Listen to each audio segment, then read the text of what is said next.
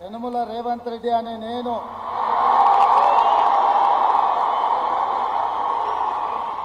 శాసనం ద్వారా నిర్మితమైన భారత రాజ్యాంగం పట్ల నిజమైన విశ్వాసం విధేయత చూపుతానని, భారతదేశ సార్వభౌమాధికారాన్ని సమగ్రతను కాపాడుతానని, తెలంగాణ రాష్ట్ర ముఖ్యమంత్రిగా నా కర్తవ్యాన్ని శ్రద్ధతో అంతఃకరణ చిత్తశుద్ధితో నిర్వహిస్తానని, భయం కానీ పక్షపాతం కానీ రాగద్వేషాలు కానీ లేకుండా రాజ్యాంగాన్ని శాసనాలను అనుసరించి ప్రజలందరికీ న్యాయం చేకూరుస్తానని దైవ సాక్షిగా ప్రమాణం చేస్తున్నాను.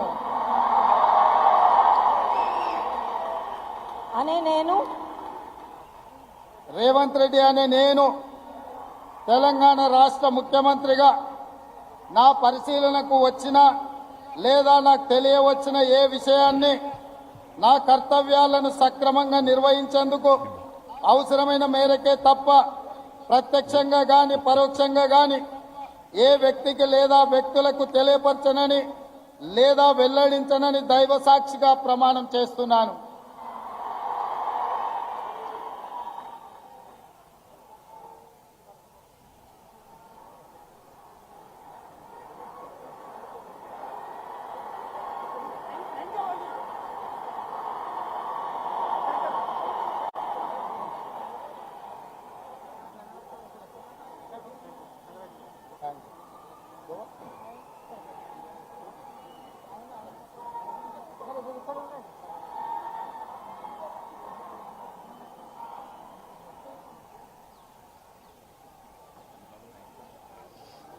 और इसी के साथ रेवंत रेड्डी आप तेलंगाना प्रदेश के मुख्यमंत्री बन चुके हैं, शपथ वो ले चुके हैं। और आपने शोर सुना होगा सर, जब उन्होंने शपथ लेते हुए अपना नाम लिया तो कितना जबरदस्त शोर वहां मौजूद जनता के बीच में उठा और काफी तादाद में लोग वहां पर पहुंचे हुए हैं। कल तक दावा किया जा रहा था 1 लाख से ज्यादा लोग वहां पर पहुंचेंगे। लोकप्रियता में तो कोई शक नहीं है देवेंद्र इनका। बिल्कुल सौरभ, और उसमें एक नेताओं के भीतर कही जाती है ना बात की करंट है कि नहीं, वो इनके हाव भाव को देखें, इनकी भाव भंगिमाओं को देखें, लोगों से जैसे इंटरेक्शन करते हैं वो सीधे सीधे समझ में आता है कि वो स्पार्क इनके अंदर मौजूद है और उसका इन्होंने बखूबी इस्तेमाल किया। और कांग्रेस पार्टी की भी ये सफलता है सौरभ कि उन्होंने एकदम से इनको फ्री हैंड दिया। आप सोचिए कि कुछ साल पहले ही जो व्यक्ति आपकी पार्टी में आया हो और आपके पास ज़्यादा सीनियर और सीजन लोग, उत्तम रेड्डी जैसे लोग मौजूद हों, उस कंडीशन में भी इनको इतना फ्री हैंड देना कांग्रेस पार्टी की रणनीति के लिहाज से देखें तो एक बड़ा बोल्ड फैसला था और उस फैसले ने इस प्रकार का रिजल्ट दिया। क्योंकि अगर आप फ्री हैंड ना दें तो फिर नेताओं को दिक्कत होती है, इनके जैसे नेताओं को तो बहुत दिक्कत होती है। और संसाधन इसके पास सौरभ बहुत ज़्यादा है, अपने संसाधनों का भी इन्होंने खूब इस्तेमाल किया था पार्टी के कार्यक्रमों के लिए और एक ऐसा माहौल क्रिएट कर दिया जिसमें बीजेपी ने जो स्टार्ट लिया था कि केसीआर के खिलाफ करप्शन, परिवारवाद, इन सारे मसलों को कांग्रेस पार्टी ने बाद में ज़्यादा बखूबी तरीके से अपने हक में इस्तेमाल किया केसीआर के खिलाफ माहौल बनाने को लेकर। और आज सफलता, शानदार सफलता एक तरह से कहें तो हाजिर है। हमें बताया जा रहा था, कांग्रेस पार्टी कुछ नेताओं ने ये बताया कि रेवंत रेड्डी को हालांकि ये कहा गया है कि आपको सबको साथ लेकर चलना है, क्योंकि उन लोगों को ये अंदेशा है कि इतने एग्रेसिव लीडर हैं कि ऐसा ना हो कि थोड़े दिनों में अनरेस्ट शुरू हो जाए। लेकिन लगता नहीं, क्योंकि उनके ऊपर भी इतनी बड़ी जिम्मेदारी हासिल हुई है और इतनी बड़ी सफलता हासिल हुई है, तो कम से कम आगे कुछ सालों तक तो ठीक ही रहेगा। सबको साथ लेकर चलने का मतलब ये कहीं ये भी तो नहीं था कि भाई दिल्ली को भी साथ लेकर चलिएगा। दिल्ली को उन्होंने ऑलरेडी सौरभ साथ रखा है। जैसे पहले मैंने आपको बताया था कि राहुल गांधी के जितने कार्यक्रम होते थे वो बहुत बड़े कार्यक्रम करते थे और उसमें भरपूर संसाधन खर्च करते थे।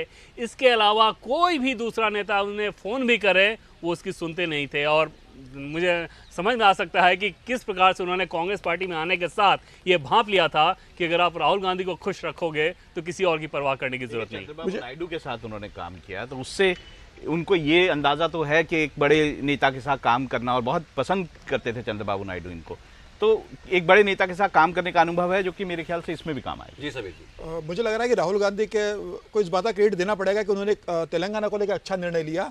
9 महीने पहले रेवंत रेड्डी के खिलाफ वहाँ के स्थानीय नेताओं ने बड़ा विद्रोह कर दिया था और ये कहा था कि ये अधिनायकवाद है और बिल्कुल निरंकुश शासन चल मतलब अध्यक्ष कार्यकाल कर रहे हो, किसी की सुनते नहीं है। दिल्ली में लगभग ये निर्णय हो गया था कि इन्हें प्रदेश अध्यक्ष से हटा दिया जाएगा। राहुल गांधी ऐसे व्यक्ति थे जो अड़े रहे कि नहीं रेवंत रेड्डी रहेंगे और राहुल गांधी के फेवर करने के कारण वहाँ प्रदेश अध्यक्ष बचे रहे। मुझे लगता है अगर राहुल गांधी उस समय स्थानीय तेलंगाना के नेताओं के वो केंद्र के कुछ कांग्रेस के नेताओं के कहने में आ जाते और रेवंत रेड्डी को हटा देते तो शायद आज तेलंगाना में उनकी सरकार नहीं होती। तेलंगाना में सरकार बनाने में उनके कार्यशैली की एक बड़ी भूमिका रही है और मुझे लग रहा है कि आने वाले आंध्र प्रदेश का चुनाव जो होने वाला है 2024 में उसमें भी ये बड़ी भूमिका निभा सकते हैं, क्योंकि बेसिकली आंध्र प्रदेश में इन्होंने बहुत जमीनी स्तर पर काम किया था जब ये टीडीपी में हुआ करते थे। तो आंध्र प्रदेश की राजनीति को भी ये बहुत समझते हैं और टीडीपी में लंबे समय रहे, तो तेलुगु देशम पार्टी के कई बड़े नेता इनके संपर्क में। तो मुझे लग रहा है कि कांग्रेस इन्हें सिर्फ तेलंगाना में नहीं, अब मुख्यमंत्री बनने के बाद इनकी नज़र आंध्र प्रदेश में भी होगी कि वहाँ पर किस तरीके से संगठन को मजबूत किया जाए और विधानसभा चुनाव में बेहतर प्रदर्शन किया जाए। तो मुझे लग रहा है इनकी भूमिका आंध्र प्रदेश में भी हमें देखने को मिलेगी। ये अधिनायकवाद की जहां तक आपने बात की और इनकी स्टाइल ऑफ वर्किंग जो है वैसी लोग बताते हैं, जैसे अभी देवेंद्र कह रहे थे, बड़े अग्रेसिव किस्म के नेता हैं जो अपने फैसलों पर डटे रहने पे भी यकीन रखते हैं और ज़्यादा सुनना किसी की शायद पसंद ना करते हो। लेकिन शायद ये दक्षिण के तमाम राज्यों में आपको ये देखने को मिलता भी है, सुप्रीमो सिंड्रोम जिसको आप कह सकते हैं। तो वहाँ पर लगभग हर प्रदेश में ऐसा है। देखिए, दक्षिण भारत में हम लोग तमिलनाडु में अक्सर कहते हैं एमजीआर से लेकर जयललिता तक, करुणानिधि तक, और आंध्र प्रदेश में हमें याद है कि जगन मोहन के पिताजी जब उनका दुखद निधन हुआ था तो कई लोगों ने आत्महत्या कर ली थी। वहाँ नेता को भी कुछ सेलिब्रिटी स्टेटस दे देते हैं और वो होता भी है। तो मुझे लगता है कोई भी नेता जब इतना बड़ा होता है तो दक्षिण भारत का एक मूल स्वभाव भी होता है और अच्छा ही है, ये कोई बहुत बुरा नहीं है अगर कोई नेता इतना मजबूत हो रहा है। संकट बस एक ही है, संकट ये है कि रेवंत रेड्डी का अपना स्वभाव ऐसा नहीं है। देखिए, रेवंत रेड्डी, कई लोग कह रहे हैं कि जैसे हेमंत विश्व शर्मा कांग्रेस से यहाँ आ गए वैसे ही ये मसला है, ऐसे मसला नहीं है। मूल रूप से रेवंत रेड्डी की जब राजनीतिक यात्रा शुरू होती है उसके बाद उनको अवसर लगा कि नहीं भारतीय जनता पार्टी तो बनी नहीं पाएगी यहाँ, तो तुरंत वो बदल देते हैं और टीडीपी में चले जाते हैं। क्यों? क्योंकि तब टीडीपी बहुत चढ़ी हुई थी, लगता था कि चंद्रबाबू नायडू से बड़ा नेता कोई देश में नहीं होगा। उस वक्त उन्होंने जो साइबराबाद बनाया था और लग रहा था कि वही आगे जाएंगे। हालांकि अटल जी की सरकार भी गई, चंद्रबाबू नायडू भी गए और वो इतिहास बन गए। उसके बाद वो कांग्रेस की तरफ आते हैं।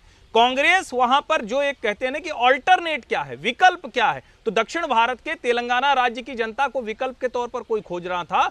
भारतीय जनता पार्टी उसमें लैग कर गई, कांग्रेस आगे बढ़ रही थी, कांग्रेस के साथ रेवंत रेड्डी जुड़ते। अब क्या ये सिंड्रोम लोकसभा चुनाव के बाद बना रहेगा? क्योंकि लोकसभा चुनाव में नरेंद्र मोदी जब उस समय खड़े होंगे तो फर्क होगा। भारतीय जनता पार्टी 6.88 से 13+ % पर खड़ी है। तो मुझे लगता है कि राजनीति बहुत बदलेगी, लेकिन ऐसी कोई मुश्किल इसलिए भी नहीं होने वाली है। जो अभी देवेंद्र कह रहे हैं कि अपने निजी संसाधन का भी बड़ा उपयोग किया। अभी रेवंत रेड्डी और तेलंगाना के संसाधनों की पूरे देश में चुनावों के लिए कांग्रेस पार्टी को बहुत आवश्यकता है। बेंगलुरु और हैदराबाद ये चुनाव के लिहाज से भी बहुत महत्वपूर्ण है। मुझे नहीं लगता कि दोनों में से किसी की ऐसी नासमझी होगी और हम लोगों को आज के दिन ये बात करनी भी नहीं चाहिए। मुझे लगता है कि बहुत शानदार सरकार चले, बेहतर हो राज्य के लोगों का, ये हम लोग उम्मीद करते हैं। अगर बाद में कुछ ऐसा होता हुआ दिखेगा तो उस पर जरूर टिप्पणी करनी चाहिए। आपने जो संसाधनों वाली बात कह दी, तो पूरे चुनाव में हमने देखा ना, प्रधानमंत्री बताते रहे, बीजेपी के और नेता भी, कि कौन सा प्रदेश कांग्रेस का एटीएम है, ये गांधी परिवार का एटीएम है।